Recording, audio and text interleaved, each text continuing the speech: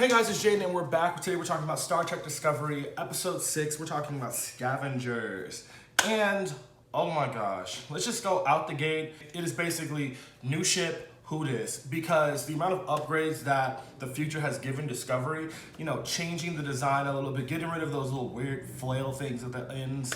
I mean, they switched the tech up. They said, let me give you some programmable matter. They said, let me give you new badges. Let me give you portable transporters. Let me give you holopads. Let me give you tricores. I mean, upgrades. That's basically what's happening on the Discovery end of things. Saru is basically inside the captain's meeting where he's learning about all the little fires that are basically happening all around the universe. And it's just like, really don't have time to really work about the burn, which, good point. However, essentially, Booker's ship ends up coming to the weird inner space thing where Starfleet headquarters is, and it's like, Burnham, need your help, come get me, sorry, here's the black box, we found a black box that we've been looking for, yeah, here are the coordinates. And Saru was like, we can't let you go, we're still trying to prove ourselves, I'm sorry, we can't let you go, Burnham. And Burnham's like, but we need this information. It's like, we don't have the space to literally go pick up these things. We have to be on call for these fires. And Burnham's just like, Saru, I wish I didn't have to do this, but I have to do this, basically. So behind his back, she grabs Georgiou, who is dealing with some PTSD, which I'm speculating where that's coming from, but we'll get to that a little bit later.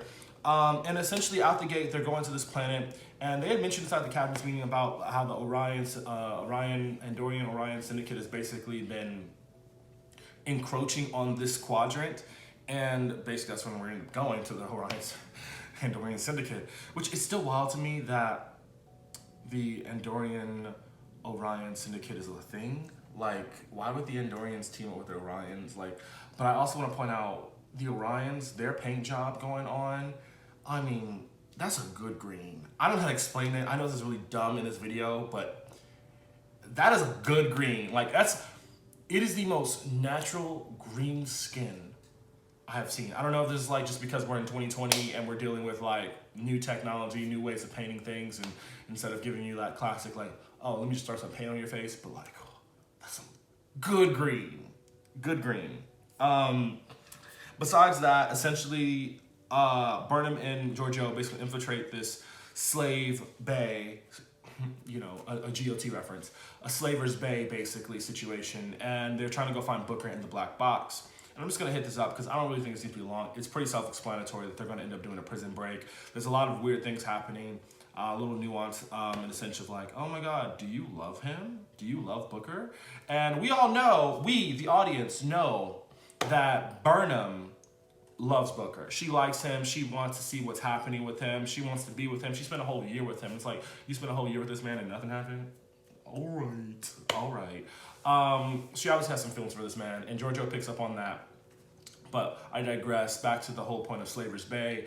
They are just like looking for some things. Georgiou's barking these orders, giving her the bop bidoop of like what's happening in the, to really infiltrate the whole thing, give them the whole thing. And we learn about this weird person named Osira, who I think is gonna come back and really haunt us in the future, because it seems like the Orion Andorian Syndicate is really playing a big part of things in the new future. So, just gonna say that as a whole.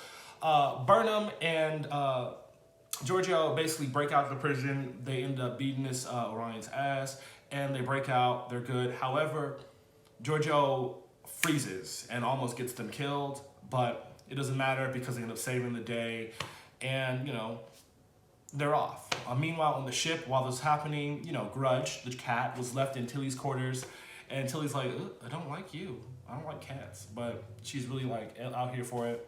So I noticed one thing, that the spear data has basically taken over the ship's like computer voice. So yeah, Discovery is a very valid asset. You can't be just sending Discovery anywhere and everywhere. Just gonna say that out the gate.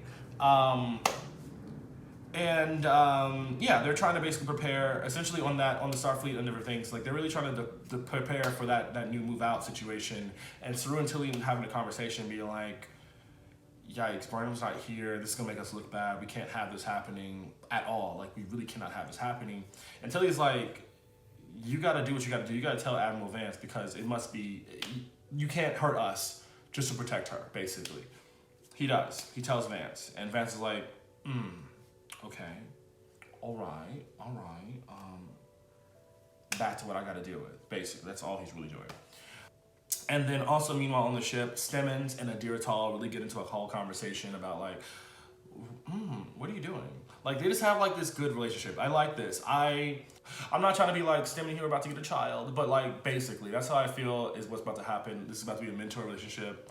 Adira confides in Stemmons that, hey, I'm seeing Gray.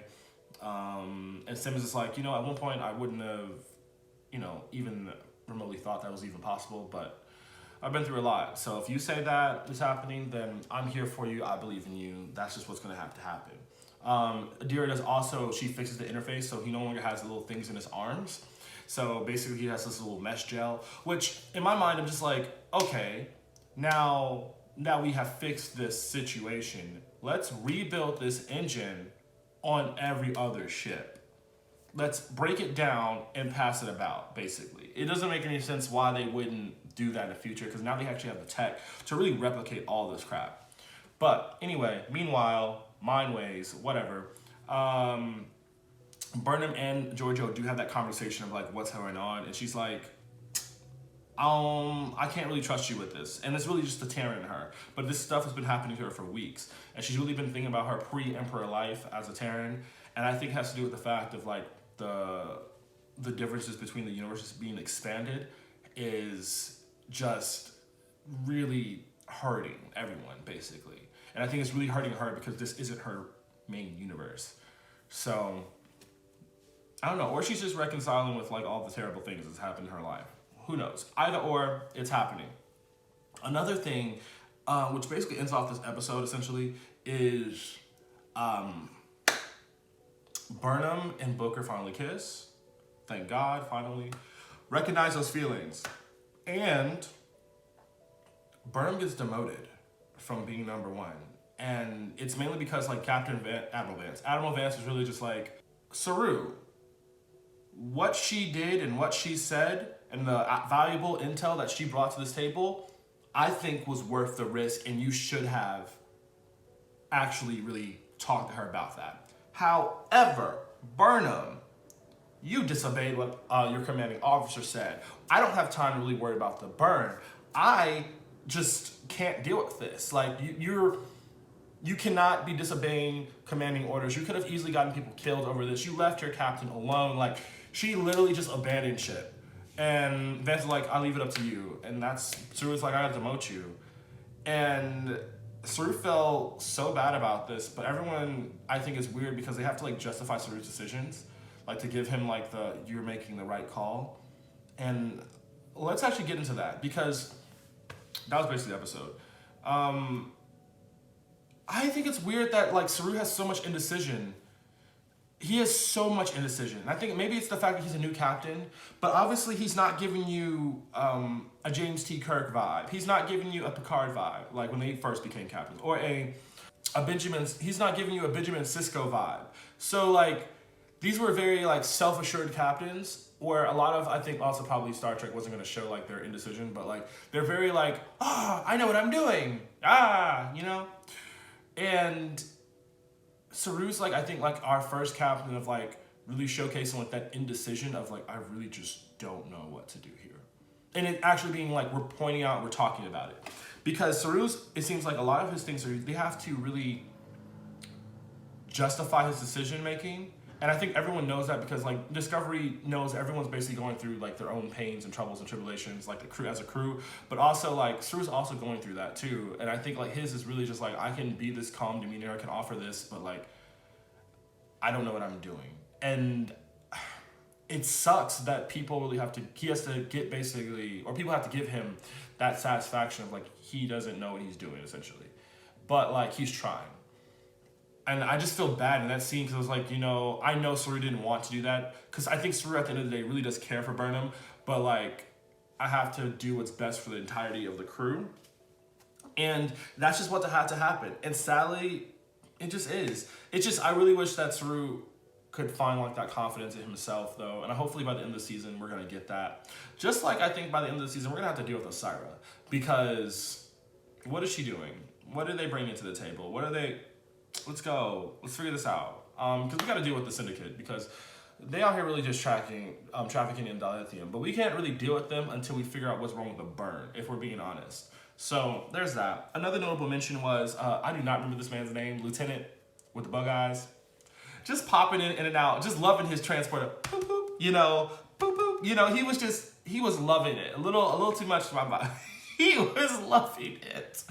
And yeah, I don't know. It seems like Star Trek was really bringing back the comedy. Like, give us the comedy. Yeah, so basically that's the whole episode. Next week we're basically getting like Vulcan. We're getting the Vulcan of it all. We're going to future Vulcan. Like, I don't know how much more I could say. Like, really excited. And I do wonder, has Vulcan left? I don't remember if they mentioned this earlier. Has Vulcan left the Federation? Like, that is just I would love to know that question. Because, you know, initially it was, I believe it was humans, Vulcans, Andorians, and I think Tellarites. Not Tellarites? Humans, Andorians. Humans, Vulcans, Andorians, and can't remember, but I'm pretty sure I thought it was Tellarites. I don't know, I may be wrong. But either way, it's just like, yikes, you know? So I'm really excited to see this, like Burnham basically going to her home, her other home, and who knows, maybe somebody will still be alive. Yeah, that's pretty much the end of my video. Thank you all so much for watching. I know it's a little late, but you know, we out here trying to bring it to you every single week. So anyway, thanks y'all so much for watching. Hope y'all have a great week. See y'all next time. Hopefully earlier. Well, it's Thanksgiving, so we'll see. Bye.